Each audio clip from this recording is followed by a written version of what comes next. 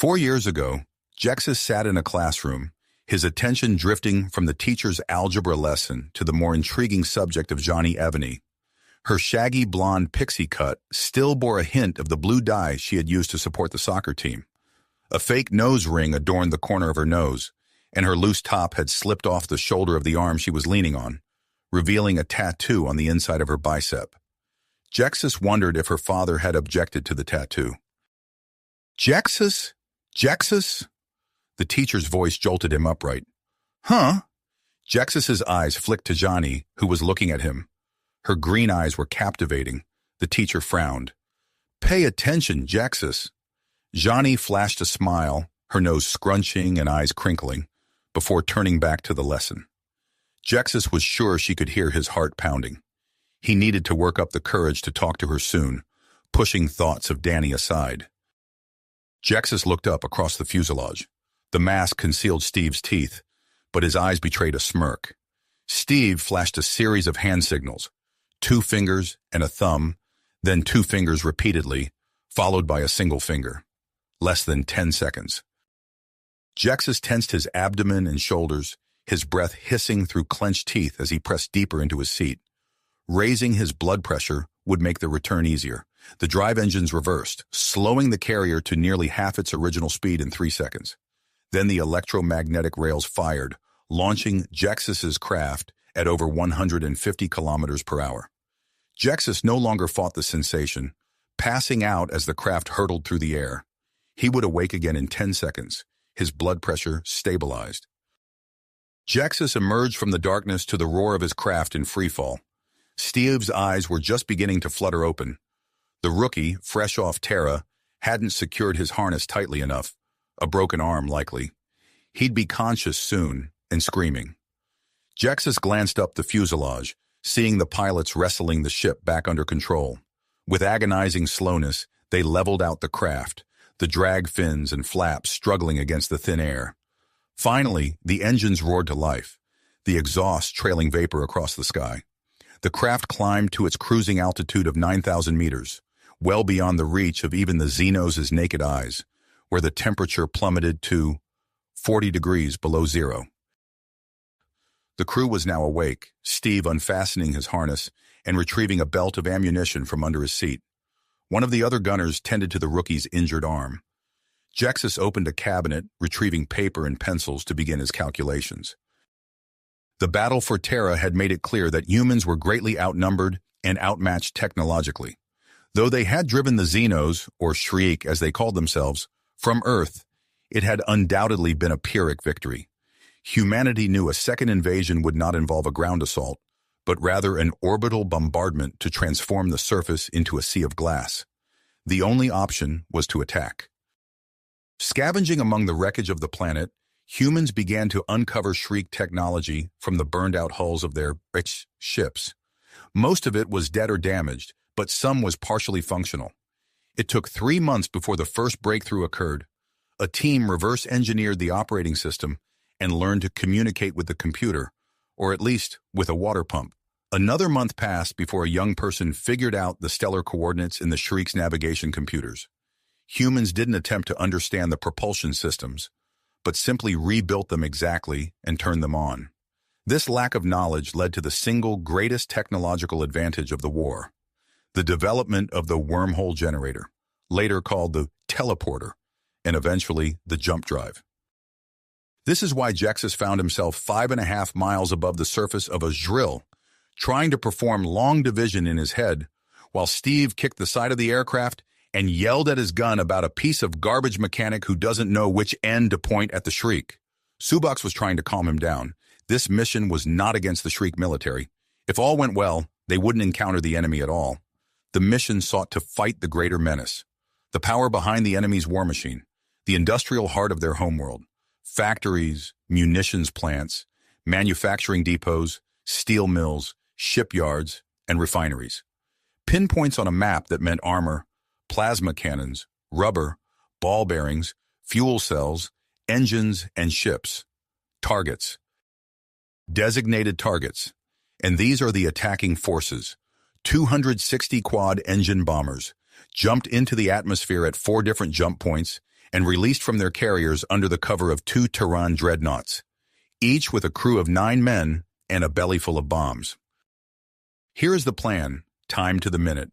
At the appointed time, the 2 Terran warships jump within 1,000 kilometers of the Shriek orbital defensive fleet, their jump-slung mass drivers crippling 2 capital ships, and immediately jump again, one midway between the planet and its first moon, and the other 60 degrees around the planet in far orbit. 3 minutes later, the carriers take advantage of the confusion and jump into the atmosphere to release the bombers. 7 minutes after the initial jump, formations are established and headings are calculated. 19 minutes in, the Blue Force with 60 aircraft will enter Shriek's sensor range, en route to bomb a dry dock, destroying several cruisers in for repair. Also at this time, 1 Terran warship will jump away from the system, needed to again patrol the relay stations and jump points near Terra against multiple enemy fleets. 23 minutes after the start, the Green Force of 40 bombers enters sensor range and swings in a wide circle, threatening 2 factories and an infantry barracks, but eventually destroying a steel mill. 21 minutes into the operation, the White Force with 80 bombers and an escort of 40 fighters enters sensor range to dive within 4 kilometers of the surface, heading for a major city and drawing the attention of 15 fighter squadrons and a pair of heavy frigates. But the White Force carries no bombs at all. It is a distraction for the Red Force, the main purpose for this mission. The Red Force has orders to destroy drive yard facilities, where intelligence believes a battleship is nearing completion. Jexus was navigator and lead bombardier of the Red Force, made up of the 5th Bomber Group of the 2nd Wing of the Terran Offensive Fleet. He would be 21 later today, though he didn't remember. Another glance out the plexiglass revealed the rest of his bomber group drawing nearer. Keeping the massive 32-ton aircraft in tight formation demanded a pilot's full concentration. Yet the formation was their best defense against fighters. The ships were deployed in a staggered combat box, stacked side by side and up and down. This arrangement was designed to uncover all angles for the gunners, allowing concentrated cones of fire to cover the sky for 1,000 meters in every direction and overcome the danger of friendly fire. Steve made a rude gesture toward the surface below him. "Hey, look up," he said, tossing a pair of binoculars to Jexus. Jexus pushed up against the fuselage and angled the binoculars upward through the gunner's window. High in the thin atmosphere, the vision was virtually unobstructed, and he panned slowly until he saw the flashes of a Terran warship engaging a Shriek fleet in the distance. "Think they'll make it?" Steve asked quietly, the binoculars hanging loosely in his hand. Jexus was silent for a moment. "They've had to jump twice before the mission even started." Steve stared grimly upward. "Don't miss." Jexus bent his head once more over his paper. The bomber group had passed the invisible line of enemy sensor range. On the surface, anti-aircraft batteries awoke as their software detected the faint thermal signatures from the engines. The computers threw up targeting solutions, and defensive batteries opened fire. Flak might look harmless, soft puffs of smoke drifting lazily above the clouds, but each puff was a shell burst, and if you were within 25 meters, you'd fly home full of steel splinters. The first few missions had been met with missiles, resulting in close to 100% casualties. So the Terrans adapted, scrapping the Xeno propulsion systems, and now driving the bombers with 4 1,400 horsepower radial piston engines, props. These heavies had a top speed of just over 330 kilometers an hour, and the existing missile tech proved problematic against engines so slow and cool. The drawback lay in how protracted the journey to the target had become. 5 minutes is a lifetime when the only thing between you and the flak is a few centimeters of steel. Also, enemy fighters can reach Mach 2 in Atmo. Jexus felt the familiar claustrophobic sensation twisting within. On the surface, you can run or you can hide. In a steel box in the sky, with no shields, no flares, no cover, you can't. In a bomber, you can wait and pray and hope that wherever the next shell hits, you're not there. "Change heading. Jexus, still on it?" came over the intercom. Jexus touched the mic at his throat, fighting against the fear crushing his lungs. "Yeah, still gotcha." Janes was one of the pilots. He'd been flying these Marauder-class heavy bombers for 6 months. 4 of those during combat missions. He began changing course every 10 seconds to confuse the anti-aircraft batteries. Now Jexus had to introduce geometry into his equations. Outside, the rest of the formation adjusted to the leader.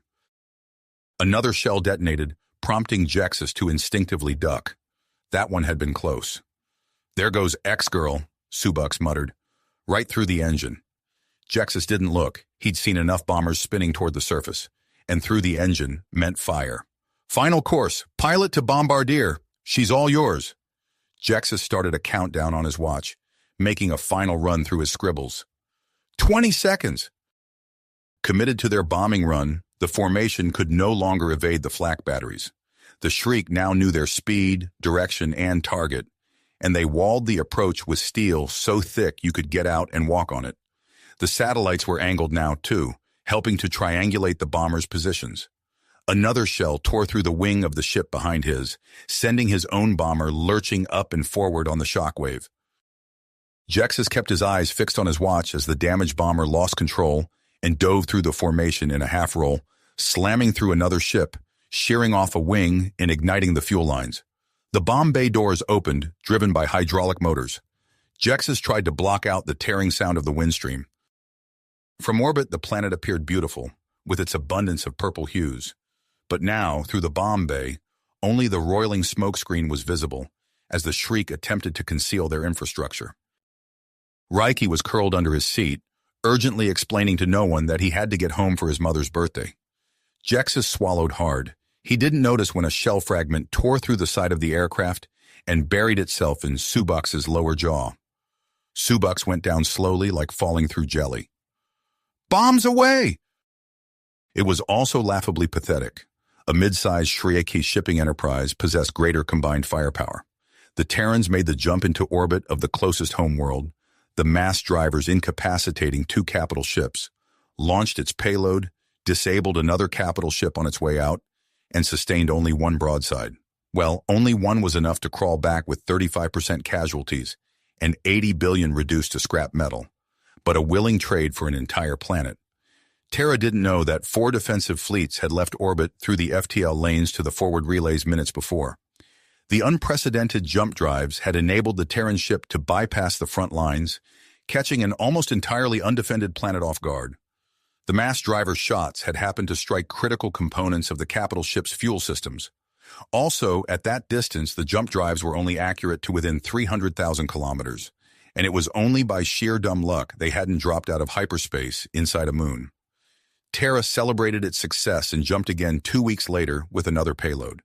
It promptly had its ass handed to it by 2 defensive fleets and only managed to escape with 400 crew alive. Terra scrambled to construct another ship while the Shriek hung back in defensive positions, unsure of the strength of the Terran military. A cat-and-mouse game began. Terra's sole ship jumped repeatedly throughout the day, harassing the Shriek fleets like a bee assailing a bear as they frantically endeavored to construct additional vessels. The Shriek couldn't determine how many craft the Terran Navy actually controlled. Harried everywhere from their home planets to the forward jump points and too proud to ask assistance of their allies, they soon found themselves isolated as the Terrans launched another 2 ships to patrol the FTL lanes. But the human form is fragile, and incessant jumps began to play with the minds of the crews and wither the bodies of the jumpers. A suicide is easily explained. Entire gun crews hanging themselves from the bulkheads, or deaths for no medical reason are not. The Terran Navy had to curtail its maneuvers, placing an even greater strain on the crewmen still sane enough to travel hyperspace, and the Shriek fleets sensed the change in frequency and began to advance, slowly and carefully, using their nigh uncountable numbers to out-angle incoming Terran ships, changing course to avoid the jump-slung mass drivers, encroaching ever closer both to the FTL lanes toward their allies and upon Terra. So Terra struck at the homeworlds with all the savagery it had learned in its planet's long history of war. "Bombs away!" Jexus activated the switch. The bombs dropped from their bays, 1 pair after another. Half a second behind, the rest of the formation jettisoned their payload. The ka-chunk, ka-chunk, ka-chunk of the releasing catches momentarily drowning out the roar of the engines and flak blasts. In its simplest form, a bombing run is a hauling job. And Jexus was a delivery boy who had just completed his task with 8 metric tons of general-purpose demolition bombs, a delivery that would be made at 1,100 kilometers an hour. Hopefully, there wasn't anyone left to ask for a signature. Jexus leaned forward on one knee. Through the bomb, bay doors, ordnance blocked out the planet below. It looked like the ships had kept their formation this time. 2 runs ago, saw an aircraft smash a bomb right through the pilot's seat of the one below it. The bombs were gone from his vision, but still he watched the dark smoke screen below him. Janes was banking the formation in a tight turn. Every second in the flak was another crewman dead. The centrifugal force of the turn made Jexus readjust his footing. His boot slipped on the deck, and he steadied himself with his hand. It came away warm with blood. Subux lay on the floor, his body jerking in time to the flak bursts. Jexus rocked back, his eyes refusing to blink. His jaw muscles working, but no sound escaped. His breath came loud through his ears, amplified by the oxygen mask and helmet. Steve was yelling something at him, but the ringing in his head blotted out all sound. He realized with a kind of humor that he had forgotten to lower his hand. He put it back down to his side, carefully, as if his arm were made of glass. Behind his hand, he could see through the bay doors. The first bombs impacted the surface. The explosions formed rings in the smoke screen, like the ripples from a skipping stone. Each flare marked hundreds of kilograms of steel shrapnel tearing through the hull of a Shriek battleship. On a high-oxy planet like this, anything flammable would be ignited instantly. Steve shook his shoulder, hard. Sound came back, loud and somehow very clear. Janes's voice blasted through his headphones. "Did we hit it or not?" Jexus finally managed a deep breath, though his stomach threatened to climb out his throat. "Close," he said, the effort making him cough. From this angle, he could see straight through the cockpit and out of the plane. The aircraft was still accelerating, and the anti-aircraft batteries were shelling the area they had just occupied. The strain on the ship was enormous. The howling wind threatened to tear the wings from the fuselage. Still they dove, close enough to distinguish features on the surface. Roads and houses, but the colors were wrong. Purple and blue. There was a gray square as well, a towering, monolithic structure looming over its surroundings. Jexus shifted slightly in his seat. "Shoot that." His voice was sullen. "What? We don't know what it is." "I don't care." Janes glanced back at him. "Jexus? Shoot that." The aircraft was shaking now, its rivets being tested to their limits. The ammo belts rattled, hanging from their guns. "Jexus, I'm lead bombardier, and I say shoot that fracking thing." The words burned his throat. Janes was silent for a long time. "Yes, sir." Each bomber had, in an underslung housing, guns cannibalized from A-10 Thunderbolt IIs, an aircraft developed specifically for close air support many, many decades ago. Despite being used only for high-altitude bombing, the ground crews faithfully provided 3 seconds of ammo for each gun.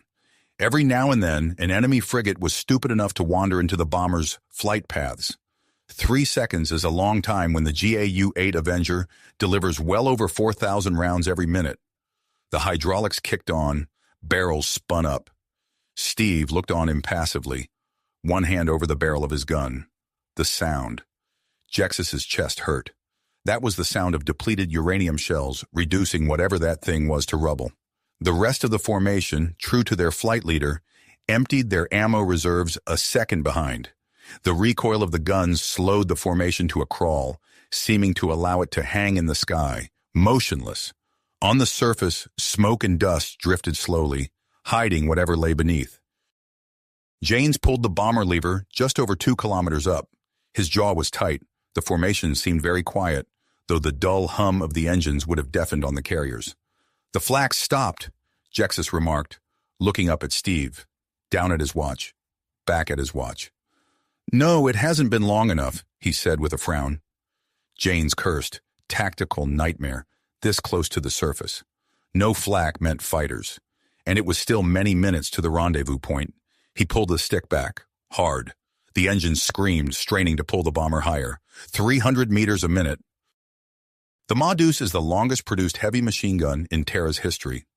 50 caliber BMG rounds, anti-infantry, anti-vehicle, Anti-aircraft, 550 rounds a minute, hits like a jackhammer, and kinetics don't care about ion shielding.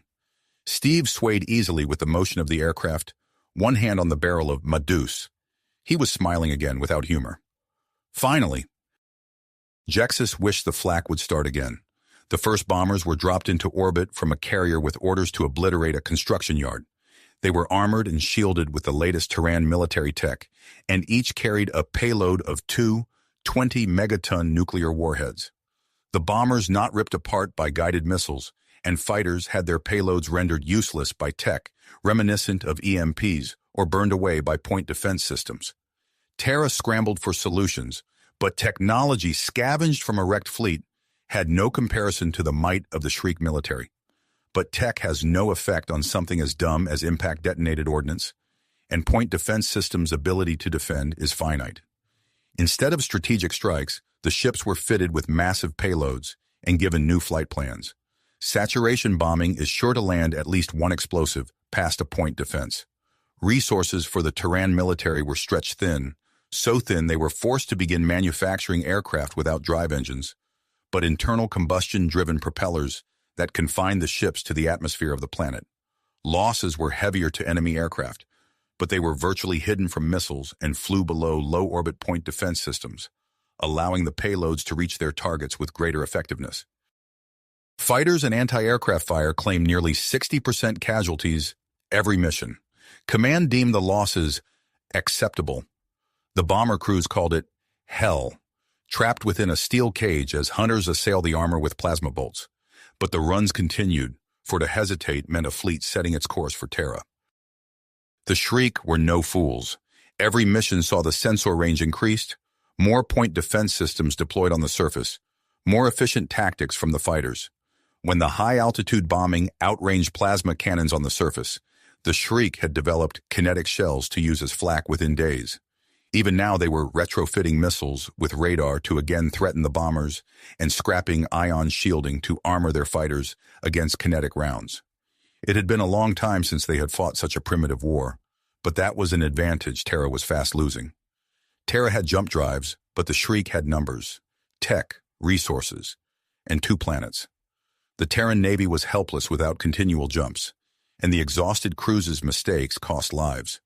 The only option was a steel rain on enemy production facilities. The constant bombing runs were fingers crushing the life out of the Shriek's throat. The only question was how long the grip could maintain its strength, because to let the Shriek draw breath meant Terra became barren. Steve's upbringing was impoverished. He never knew which of his mother's partners was his father, and she succumbed to heroin addiction when he was 8 years old. He bounced around foster homes until he hit 16, then applied for emancipation and got it. Worked his way through high school because he promised his grandma he'd graduate. Grades were awful, but he hit extremely hard in football. And this was Texas, so he got through it. Played some in college, too, but got kicked out for fighting midway through his second semester. Could have gone pro, probably. Married some diner waitress. Had a kid. During the war, he racked up a pretty respectable body count, hitting 1 or 2 Shriek when they wandered off too far. And when the sickness drove the Xenos off Terra, contracted and survived that too. Guess he was a little more special than 60% of the population. Tell that to his college advisor. Unfortunately, his wife and kid weren't. After he buried them, he decided the purpose of his life was to kill Xenos. Applied for some special forces thing for the retaliatory strike, got denied, applied again. Denied, applied. Got accepted as a cook on a carrier. Took him 3 jumps before he bribed his way onto a waist gun of a bomber. Bagged himself 2 kills that first mission and never cooked another thing in his life. Doesn't sound like much back home. But now he has 18. 2 more and he gets a week's leave. Probably won't take it. High above the surface, at 9,000 meters, the sun, clouds, and boundless sky hold no allure for him. This is what a gunner sees. Angles of fire from the bombers, how to coordinate fire from other gunners for maximum damage, how the ships around you are deployed to cover your blind spots, the blind spots on the bomber next to you that are your responsibility. As a gunner, your closest companion is the Medusa you fixate on through its sights during each mission. Your mind is cluttered with the schematics of the gun design, the velocity and drop of the rounds for your lead time, the weight of Ma Deuce in your hands. Fighters could be anywhere, lurking behind that cloud, drifting within it until your focus wavers for a moment. Maybe there's a squadron hiding up in the sun where the glare blinds you. Or maybe he's assessing your flight plan and formation a few clicks off your wing, where the tiny black dot might just be a smudge on the plexiglass. He could be below you too, invisible against the dark background of the surface, or waiting to dive on the edge of space. A burst of 50 BMG rounds heralded the first fighter contact, the concussive thudding of machine gun fire barely audible over the dull thunder of the engines. Jexus twisted around and pressed his helmet against the plexiglass, trying to determine which bomber had fired, looking for the telltale tracer. Dashes across the sky. Another burst, just 4 or 5 rounds. The gunner was trying to conserve ammo. Due to the weight, most missions flew with less than 700 rounds apiece for the gunners. Barely enough ammo to fire for 1 minute. 7 o'clock high. The tail gunner's voice came crackling through his earpiece. Divin'. Going for Old Bill.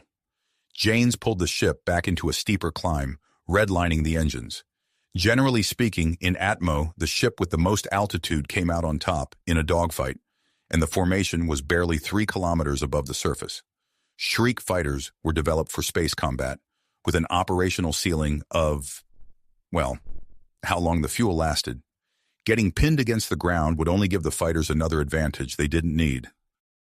Another 50 cal roared, much closer. The tail gunner spat short bursts toward the diving fighter. Jexus pressed his helmet harder against the plexiglass, closing one eye to catch a glimpse behind his bomber. He could sense the tearing sound of supersonic flight at the edge of his hearing. Flying over Mach 1 meant the fighter was closer than his ears suggested. The first plasma bolt shot past his vision, fast enough that he only caught their faint afterimages. He didn't miss the 3 that struck along the wing of Old Bill. The bomber bucked hard, oily smoke oozing from an engine. Flames streaked back, burning away the stabilizer. The fighter flashed down across his vision, just a blur behind the formation. Machine guns roared from the belly turrets of the lowest bombers as the fighter accelerated under the formation and climbed out of the dive, disappearing into the distance. "Ma's ringing the dinner bell, boys! Come and get it!" Steve bellowed, his voice carrying without the mic. There, a speck in the sky. Then a blink. That meant the fighter was firing. A feral smile crossed Steve's face as he ripped back the charging handle, lighting the sky with tracers. Kinetic rounds were primitive, bulky, inefficient, and prone to accidents. Plasma cannons lacked these drawbacks, firing endlessly on fuel cells with near-perfect accuracy and minimal byproducts. Yet the laws of science appeared to dictate a growing energy inefficiency for longer-ranged energy bolts. As such, the effective range for a ship as small as these fighters hovered around 800 or 900 meters, giving Ma Deuce her sole advantage. She could reach just a hair farther. In the heat of battle, voices shed emotion and superfluous words. The purpose of the wired intercom system is to convey information in its most concise and relevant form. Each crew working together to defend their ship against the fighters hunting them. Alas, they couldn't speak to the other crews. Jexus had never felt as useless as he did in this phase of the mission. At this point, his body was merely dead weight, slowing the bomber's speed as the fighters circled closer for the kill. There was no purpose in watching as the fighters swarmed, stripping the formation down. It was only a matter of time until the bombers couldn't adjust to cover each other's blind spots. The belly gunner's voice came through Jexus's earpiece once more. "One coming up, directly under—" The bomber lurched violently, Jexus's helmet striking the fuselage. With a crashing sound, the deck buckled upward, steel glowing from the heat of the plasma bolts. Steve's gun spat bullets. The fighter, accelerating from below them, flew almost straight up past the wing, directly into the tracer dashes, the 50 cal rounds punching fist-sized holes through its hull. The pilot heard the slugs driving through his armor and opened the throttle wide, drive engines screaming. Too bad he forgot he was flying in Atmo. The air resistance snuck fingers into the now non-aerodynamic frame and tore off the hull plating like skinning a rabbit. "Drew? Drew? Jexus, what's Drew's status?" Jexus only had to glance at the torn-up deck. "Yeah, he's gone." Steve unleashed another burst into the plummeting fighter, shredding it into scrap. He dropped his gun to flip the wreckage off with both hands. 3 o'clock! 3! Steve yanked his gun back up, firing 4-round bursts. The fighter didn't flinch, streaking through atmo directly perpendicular to the bomber's flight path. Jexus dove for the deck as plasma bolts raked the bomber from nose to tail. The drive engines shrieked as the fighter passed meters under them and dove through the formation, easily evading the gunners at Mach 2. There was a dull ache in Jexus's left leg. He tried to stand but smashed his face into the deck, cutting his eyebrow on a shell casing. He smeared the blood away from his eye and awkwardly twisted over to look down his body. His stomach clenched painfully under his ribs. His left leg ended in a shard of bone midway down his shin, the scraps of his jumpsuit still smoldering from the heat of the bolt. Slowly, he dragged himself a few feet across the deck, stretching for the first aid kit. With shaking fingers, he fumbled out the morphine and shot the syringe into his quad. It didn't hurt much yet, but that was probably because he didn't have any nerve endings left. Or shock. Probably shock. Steve lay on his back, chest rising and falling rapidly. One arm had dissolved, and blood flowed from numerous deep cuts across his torso. Fragments of steel were embedded within. He raised his remaining arm, pointing upward through the gun port, struggling to speak. "Gone," he uttered, his voice barely audible to the microphone. "Left, U.S." "Who's still alive?" Jane's voice was heavy with distress. "Steve? I am alive," Jexus choked out. "I'm still breathing." Jexus could feel the pain gripping his thigh in a searing embrace. He forced himself to untangle another morphine syringe from the first aid kit, administering 1, then 2, into Steve's torso. The medication seemed to work as Steve's breathing quieted and his ragged moaning subsided. Jexus knew Steve was already gone, and the morphine was only to ease his passing, not that anyone else remained to need it. He was fairly certain he had blacked out for a moment. Engines. Shouting. Why did his leg hurt? Oh, he muscled himself toward the cockpit, toward Jane's and Corlin's, dragged himself up onto one knee. Through the cracked plexiglass, he could see the carriers, just dark blurs on the edge of his vision. Thousands of meters forward and up, he could see the bomber formation, and between them and the carriers, frigates. In seconds, they'd be in range, shredding the formation with plasma cannons. And the bombers' GAU-8s were empty. They were flying to their doom. Corlin's suddenly stood before him, saying something, pulling him down to the deck. Jexus pushed him away with strength he didn't know he possessed. Corlin's held up his hands in surrender, his voice cutting in and out on the comm system. Capital.orbit above, in range. Minutes. So the carriers, even if they could fend off the frigates, would be destroyed from orbit by the Shriek fleet. "I'm calling it." Janes rose from his seat. "Abandon ship." A crack knocked him back into his chair, so loud it seemed to split the very atoms in the air, like standing inches from a lightning strike. For the first time in weeks, a smile crossed Jexus's face, because a pair of frigates were falling toward the surface, fire devouring the engine's fuel cells, because above the carriers was a patch of darkness sucking the light from the sky. A concussive shockwave rippled outward from the black, sending the bombers heaving sideways and the smaller fighters spinning away, stabilizers firing as they tried to regain control.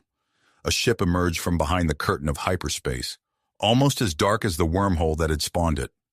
One engine was wreathed in smoldering flames. Durasteel and composite armor along the hull was scarred and rent from energy blasts. A gun turret belched oily smoke. Stabilizers along one wing fired continuously to prevent the ship from rolling toward the damaged engine. The ship looked like the fear that twists your insides when you're alone at night. A ship built with all the rage and vengeance of a wronged planet. Fallen Angel. If he had been closer, Jexus could have seen the paint on the hull like a blood spatter. Fallen Angel. Point defense systems rent the sky, shredding through the vultures, harrying the bomber formation. The fighters tried to run, but kinetic rounds can chase down even the fastest of ships in atmo. Thrusters fired, driving the nose of the dreadnought up and sideways until the drive engines were pointed at the surface. Jumping this close to a planet with inaccurate jump drives, and now the colossal fuel expenditure of keeping a massive warship hanging motionless in atmo was a risky move. But this crew had balls. Jaxus could feel the shots in his chest, thud after thud after thud.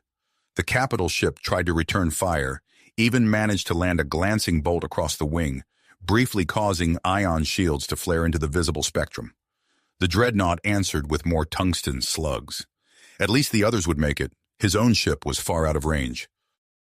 Jaxus sat beside Danny in the grass, his back against the cool stone. His eyes were closed and his face lifted to the sun.